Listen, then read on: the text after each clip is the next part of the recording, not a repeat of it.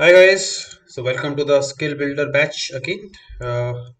We have done two classes of percentage, right? So if you have not watched those videos, first watch those, right? And then come back to this session because we will be doing some practice questions today based on percentage topic, right? Okay, chali. And if you have watched it, you can continue. This is my brief introduction. You can join the Telegram channel also for the update. Correct. Now, one basic rule. For every question, pause the video, give it a try, and then resume the video to check the solution or the shortcut. Correct? Alright, moving on to the first question. Pause it, give it a try. I mean, this we have done in the previous class. I have given this as a homework, right? Three questions I have given you. So we'll do that first, and then we will continue with the remaining practice sections. You must have done it if you have watched the previous video. You know? Alright. एक second इसका ये change कर लेते हैं yellow. So a is equal to x upon y. X is increased by 10%. Y is decreased by 20%. a में कितना change आएगा? ठीक है, डिफरेंट डिफरेंट अप्रोच लगा सकते हैं. First approach, remember we discuss that, इसको अगर मैं क्रॉस मल्टीप्लाई करता हूँ तो ये क्या आ जाएगा? x equal to a to y. तो जो हमने फॉर्मूला पढ़ा था, फॉर्मूला कब यूज होता है? जब मल्टीप्लिकेशन हो रहा हो. ए में आपको निकालना है, x में x 10% का चेंज है, इंक्रीज, y में 20% का डिक्रीज है, और ये मुझे निकालना है. तो using this I can use the formula a plus -20 plus a into -20/100 should be equal to what? 10% effective increase.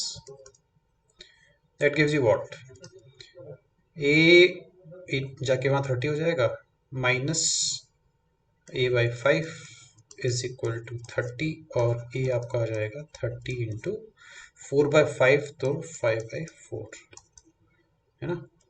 150/4 करेंगे तो 37.5 का आंसर आ जाएगा आपका. ठीक है, ऑब्वियसली इंक्रीज करना पड़ेगा, है ना.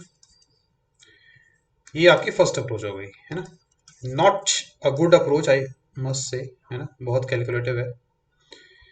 ठीक है, सेकंड अप्रोच देखते हैं.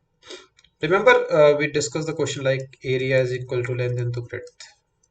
तो 100 वाला अप्रोच हमने किया था एक, एंड आई टोल्ड यू कि always assume area as 100, मतलब which quantity is being you are getting after multiplication, right? जो मल्टीप्लाई करके आता है उसको आप 100 मानोगे. तो यहाँ पर अगर मैं x को 100 मान लूं, so because of y decreasing by 20%, ये भी 20% डिक्रीज हो जाएगा, it will become 80. But actually it is increase by 10%. Actually ये 10% इंक्रीज हुआ है, मतलब actually it should have been 110. तो ए में जो इफेक्ट है वो कैसा होना चाहिए कि 80 विल बिकम 110. तो 30 का इंक्रीज करेंगे 80 के ऊपर into 100, 3/8 is 37.5%. Remember this, right? 3/8 हमने याद किया था फर्स्ट क्लास में. Third approach, multiplying factor. A is equal to x into y. तो x में 10% इंक्रीज करेंगे तो आपका 1.1x हो जाएगा. फाइव में मुझे निकालना है, should be equal to a में चेंज है, सॉरी a निकालना है, y में 0.8 का चेंज, मतलब 20% डिक्रीज करेंगे तो 0.8 y हो जाएगा. तो a should be equal to this, और nothing but 11/8 times of x by y, और nothing but 11/8 times of a. मतलब a जो है वो 11/8 टाइम्स हो गया, मतलब कितना इंक्रीज हुआ? 3/8, which is again 37.5%. Correct. So I mean this question should be done using the second approach or the third approach. First approach तो लंबा हो जाएगा इसमें. I also told you this ना कि तीनों अप्रोच आगे देखना स्टार्टिंग में, and then you will realise कि कौन सा बेस्ट होता है. करेक्ट. चलिए नेक्स्ट करते हैं. A man's monthly income first decreased by 15% in the month of May, followed by a 20% increase in the month of June, and then increased by 50% in the month of July. Successive change हो रहा है, 3 बार change कर रहे हैं, ठीक है. Again different approach लगा सकते हैं. फर्स्ट अप्रोच फॉर्मूला, पहले 15% इंक्रीज किया, फिर 20% इंक्रीज किया, तो I can use 15 plus 20 plus 15 into 20/100 gives you 35 plus 3 38 आ जाएगा ये, है ना. अभी 2 इंक्रीज है लेकिन, and then again increase by 50%. So 38 plus 50 plus 38 into 50/100. बड़ा लंबा हो गया ना. ठीक है, देखते हैं. 88 प्लस ये आपका हो जाएगा 1/2 यानी कि 19 gives you 117. That's your answer. ठीक है. Again not a preferable approach because 2 bar formula लगाना पड़ रहा है, बहुत लेंथी हो गया. सेकेंड अप्रोच, नंबर 100 ला देते हैं. 100 विल बिकम 115 फर्स्ट, 115 क्योंकि 15% इंक्रीज हुआ है. अब 20% इंक्रीज करना है इसको, ब्रेक करके याद रखो ना. इसका 10% 11.5, तो 20% कितना हो गया इसका 22 23, है ना. तो ये 138 हो गया. फिर 50% इंक्रीज करेंगे, मतलब हाफ ऑफ दैट, हाफ हो जाएगा 69, ऐड करेंगे तो आपका हो जाएगा 207. सो 100 विल बिकम 207, इसका मतलब हो गया 107% का इंक्रीज. ठीक है. Third approach, multiplying factor 1.15 into 1.2 into 1.5. Not a preferable approach again, है ना. बहुत कैलकुलेशन करना पड़ेगा, इसको छोड़ सकते हो आप. Eventually it will give you 2.07, तो उसका मतलब वही हो गया कि इट विल बिकम 207%, है ना. इट मीन्स 107% का इंक्रीज. सो इस क्वेश्चन में अगर आप बात करो तो बेस्ट अप्रोच कौन सी है, 100, है ना. जब भी ज्यादा इंक्रीज होंगे 2 से ज्यादा, तो 100 अप्रोच बेस्ट रहेगी. राइट, चलो नेक्स्ट करते हैं. अगेन यहाँ पे मल्टीपल चेंजेस हैं और ये सारे परसेंटेज वो फ्रैक्शन वाले हैं, याद रखो. तो in this case I will use multiplying factor, वो भी कौन सा वाला, जो फ्रैक्शन वाला है ना.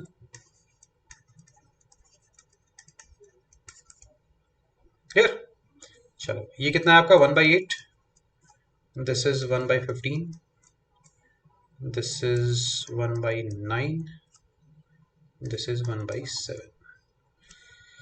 So let's say initial income उसकी x थी, उसमें पहले इफ आई इंक्रीज बाय 1/8 का इंक्रीज करेंगे तो इट विल बिकम 9/8, है ना. ये हमने लास्ट क्लास में डिस्कस किया था, रिमेंबर, है ना. 1 + 1/8 बेसिकली. ठीक है. फिर 1/15 का इंक्रीज करेंगे तो 1 + 1/15 हो जाएगा, यानी कि 16/15 हो जाएगा.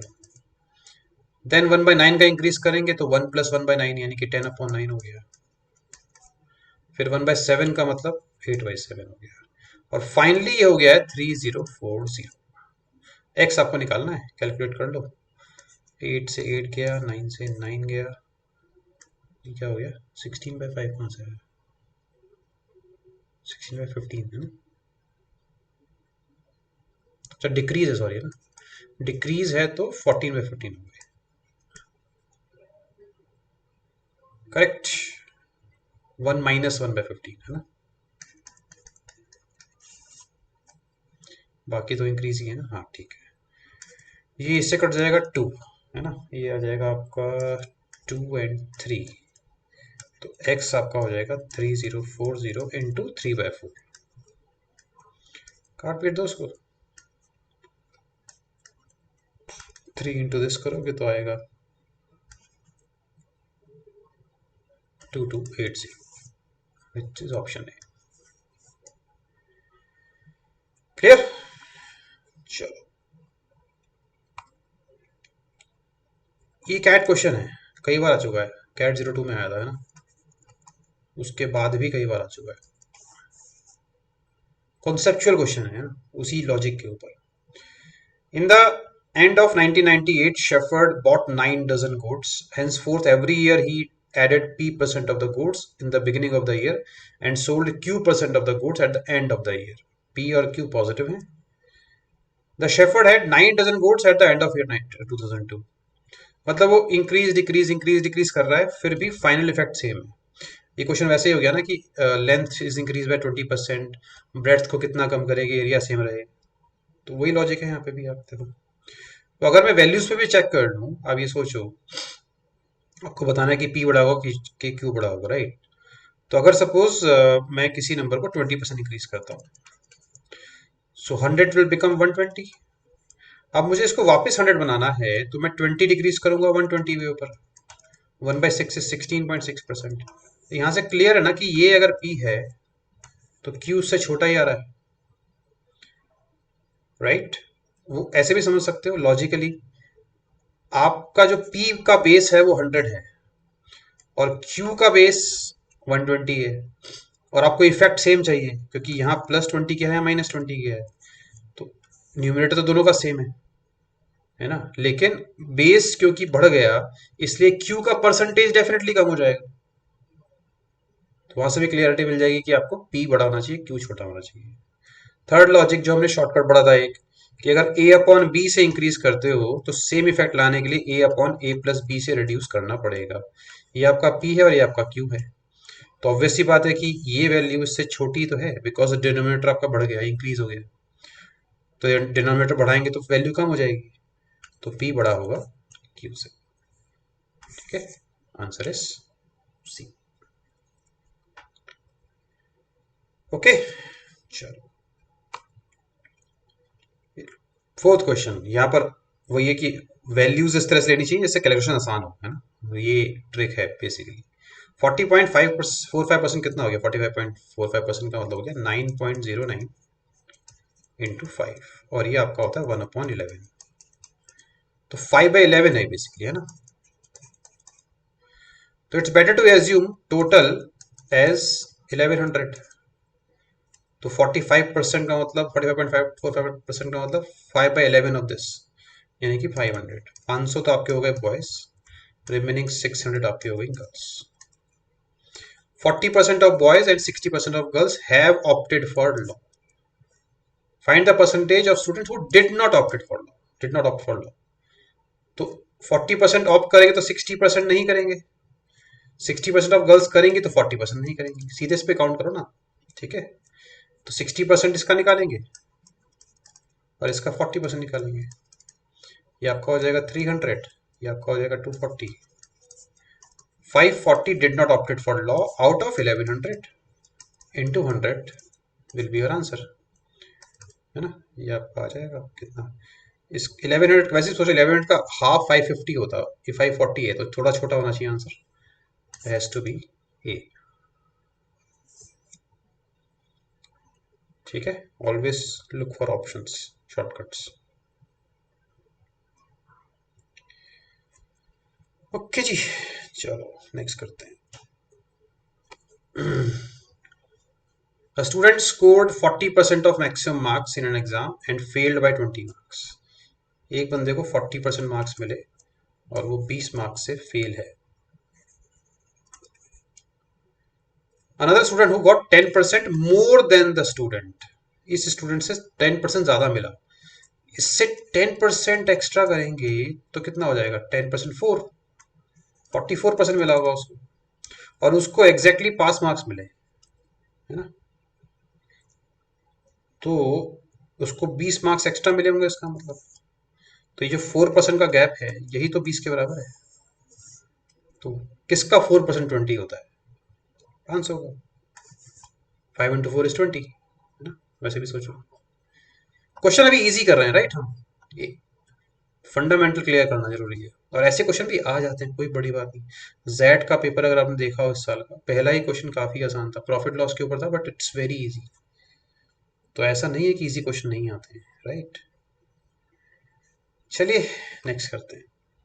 ये अच्छा क्वेश्चन था, ये भी कैट क्वेश्चन, कैट या जेड किसी का तो है।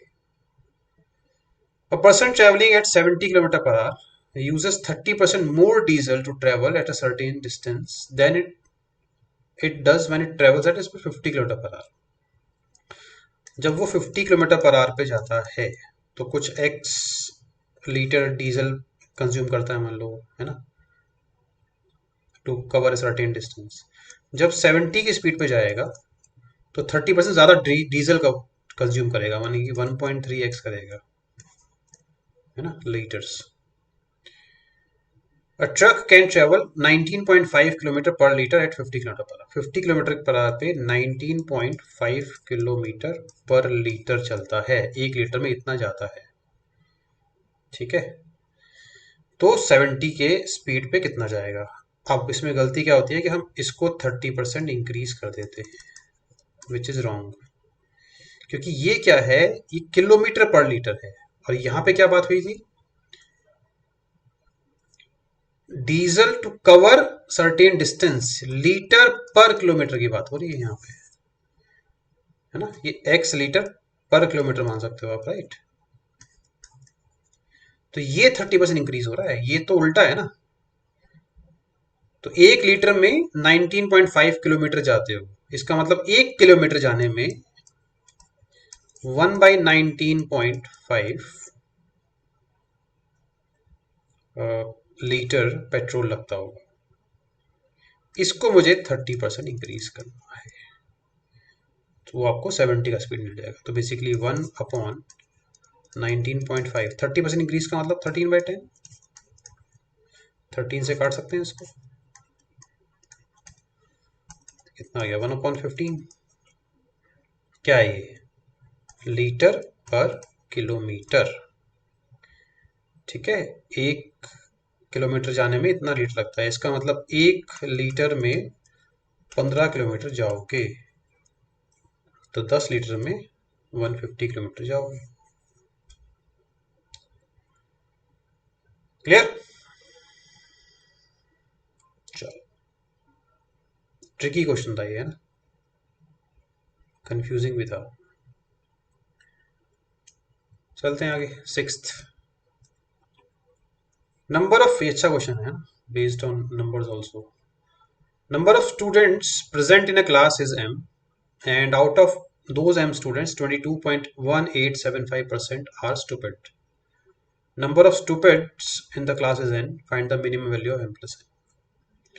इस तरह का similar type of question CAT में आया हुआ है ना।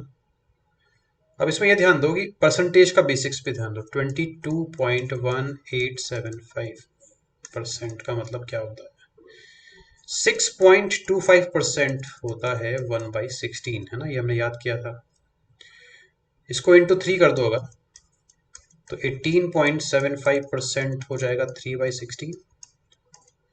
ये तो परसेंटेज में है, मतलब फ्रैक्शन में बात करोगे तो 3/16 का वैल्यू हो गया 0.1875, ठीक है। तो ये एक्चुअली 3/16 था, है ना, विच इज हाउ मच, 442, 445। 11 का शॉर्टकट भी लगा सकते हो, राइट। 11 आप ऐसे समझो, 2 into 11 into 16 करना है, राइट।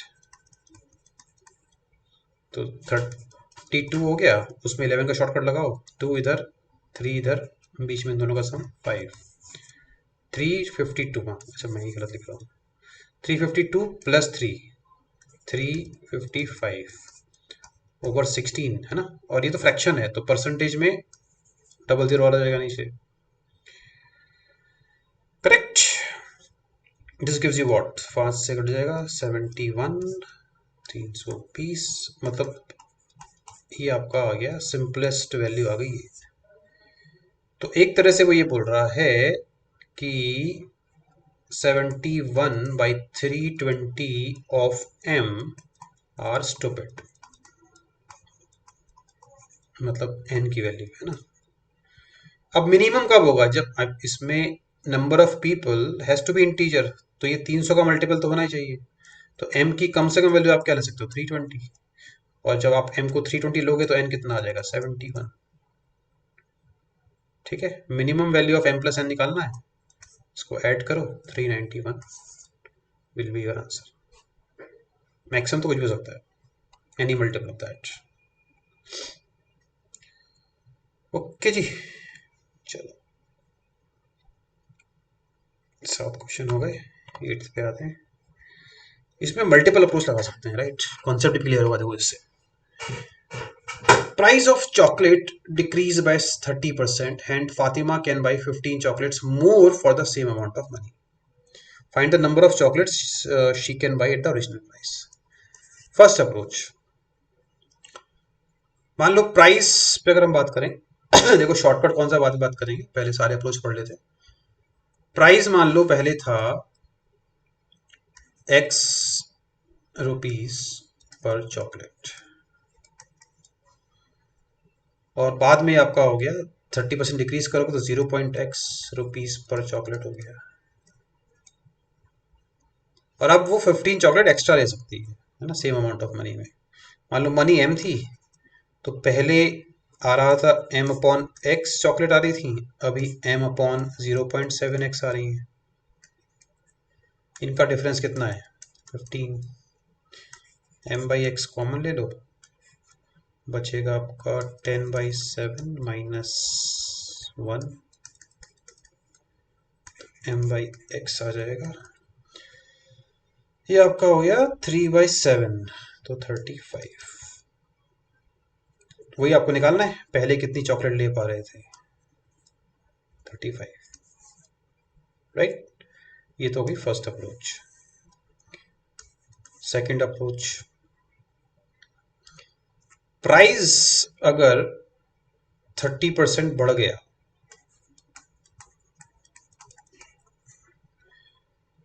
आप ये समझो उसको, price into number of chocolates is equal to expenditure. तो प्राइस डिक्रीज हो गया, सॉरी है ना, प्राइस अगर 30% डिक्रीज हो गया और एक्सपेंडिचर आपको सेम चाहिए, ये वही क्वेश्चन बन गया ना कि लेंथ बढ़ा दी या लेंथ कम कर दी, ब्रेड्थ में कितना चेंज करेंगे एरिया सेम रहे, राइट। तो इसको ऐसे भी कर सकते हो आप उसी लॉजिक से। तो उसमें लॉजिक पढ़ा था रिमेंबर हमने कि अगर a अपॉन बी से डिक्रीज करेंगे तो a अपॉन बी माइनस ए से इंक्रीज करना पड़ेगा।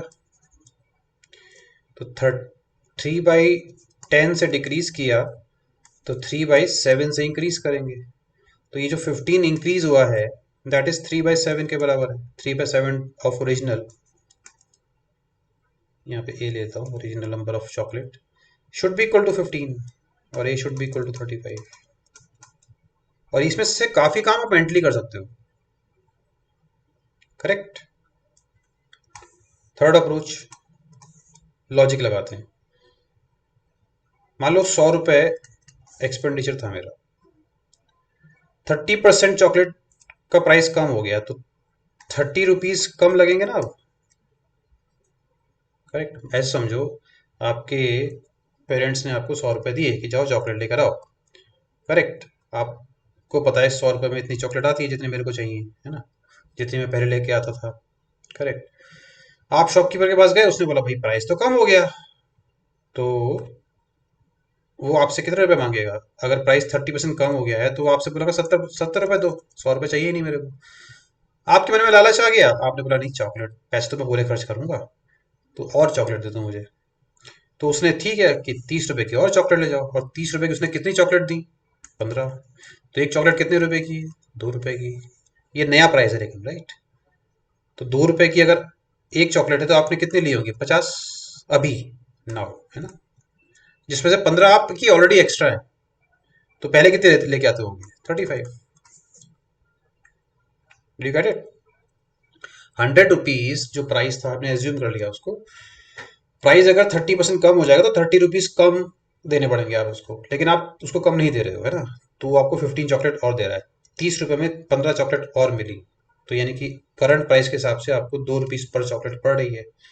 तो आपने 100 रुपए खर्च किए हैं तो आपको 50 चॉकलेट मिली होंगी ओवरऑल, जिसमें से 15 ऑलरेडी एक्स्ट्रा है, तो पहले 35 मिलता होगा। As simple as that. Can I say it's a best approach? Conceptual है, लॉजिकल है ना, सोच सकते हो, ठीक है। ऐसा एक क्वेश्चन और दूंगा प्रैक्टिस के लिए, इसी अप्रोच से ट्राई करना, उसको नेक्स्ट क्लास में डिस्कस करेंगे। ओके जी, 8th हो गया, 9th पे आते हैं। ये भी बड़ा अच्छा क्वेश्चन होता है, कंसेप्चुअल क्वेश्चन होता है ये, मतलब काफी गड़बड़ करते हैं इसके अंदर students. Fresh grapes contains 95% water, fresh grapes में 95% वाटर है। When it is put under the sun to dry, now the water percentage becomes 25%. Dry grapes हो गए, उसमें वाटर 25% है. How much dry grapes are there if initial quantity of fresh grape was 60 kg. अगर ये 60 kg थे तो अभी कितना बचा होगा. इसमें गलती हम ये करते हैं कि वाटर को वाटर से कंपेयर कर लेते हैं. ठीक है. The problem is the process में क्या है, प्रोसेस में वाटर डिक्रीज हुआ है.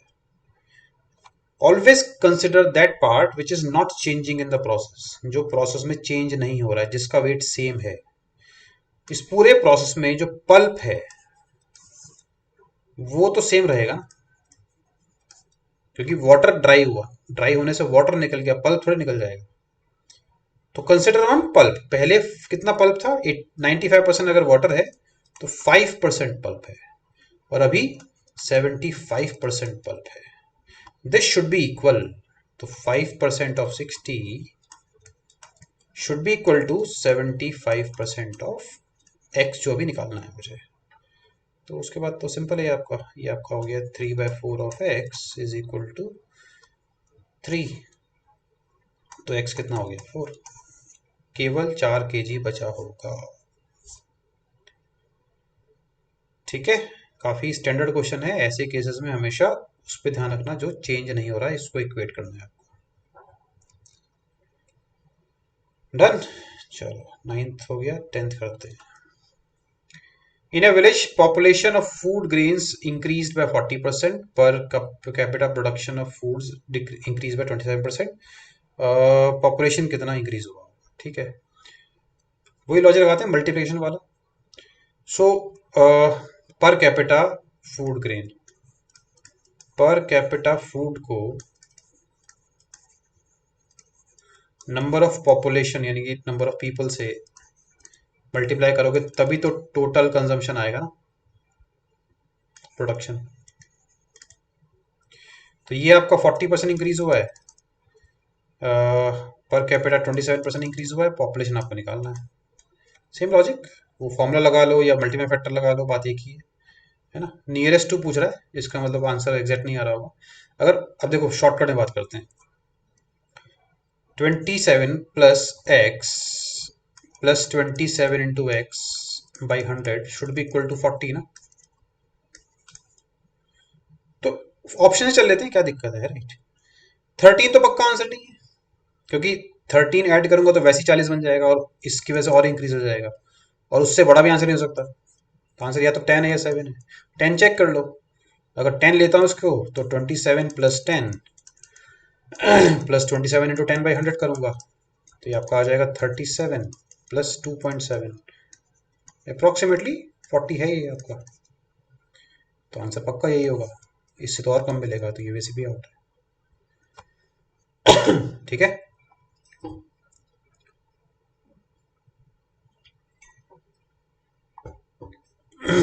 चलो 5 क्वेश्चन बचे हैं अभी, फिर प्रैक्टिस के भी मिलेंगे. ये भी कैट क्वेश्चन है. A college has raised 75% of the amount it needs for a building by receiving an average donation of 600 rupees from the people already solicited. The people already solicited represent 60% of the people in the college that will ask for the donation. The college is to raise exactly the amount needed for the building. What should be the average donation from the remaining people? ये क्या कह रहा है, 60% लोगों ने अभी तक donation दिया है, तो मैं मान लेता हूं टोटल 10 लोग थे. ठीक है. उनमें से 6 ने अभी डोनेशन किया है, कितना, एवरेज 600 रुपीज. कितना आया होगा उनसे, 3600. And this, because of this, I can raise 75% of the fund needed. So this should be equal to 75% of the fund needed. तो मुझे अभी और कितना चाहिए, 25% फंड और चाहिए. यहां से आने के लिए 1/3 किया है, तो यहां से आने के लिए भी 1/3 करोगे, तो 1200 रुपये और चाहिए आपसे. आपको कितने लोग और बचे हैं, 4. तो remaining 4 people should give you for 1200 rupees. इसका मतलब 300 पर पर्सन. वही क्वेश्चन पूछ रहा था, है ना, average donation from the remaining people. Correct. Next करें।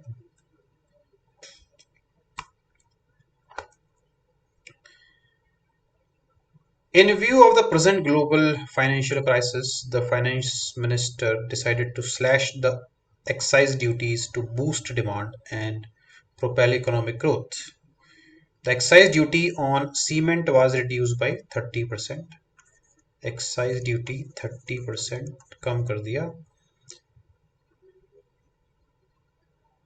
What should be the percentage increase in the consumption? Consumption को कितना increase करूं कि revenue same रहे? वही क्वेश्चन है वापस, लेंथ ब्रेड्थ, है ना। तो अगर रेवेन्यू को 100, ये this into this equal to this आता है, तो रेवेन्यू को 100 मान लो। Because of this it will become 30% decrease का मतलब 70 हो जाएगा।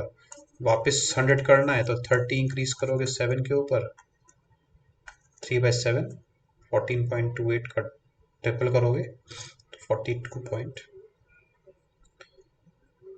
ऑप्शन क्लोज है यहाँ पे, राइट। तो ये तो वैसे भी आउट नहीं है, आउट है। तो 3/7 का मतलब 14.28 है ना, उसको इंटू 3 करो तो ये आपका आएगा 42 यहाँ से आ जाएगा और 84 यहाँ से आ जाएगा। तो 84 का मतलब 5/7 या 6/7 है ना, ऐसे सोचो। तो 1/7 5 मतलब 42.84 ना, 84 है तो कितना कम है, 0.16 कम है। 0.16 कम है तो फिर वो मतलब 0.14 के आसपास ही कम है ना, तो ऑब्वियसली आंसर 6/7 लेंगे। 5/7 तो कम हो जाएगा, है ना। और अगर वैसे भी करते कि 7/30% कम हो गया मतलब 3/10 कम हो गया, तो 3/7 बढ़ाना पड़ेगा। तो 3/7 इंटू 100, 300/7 कर लो, देख लो कितना आएगा।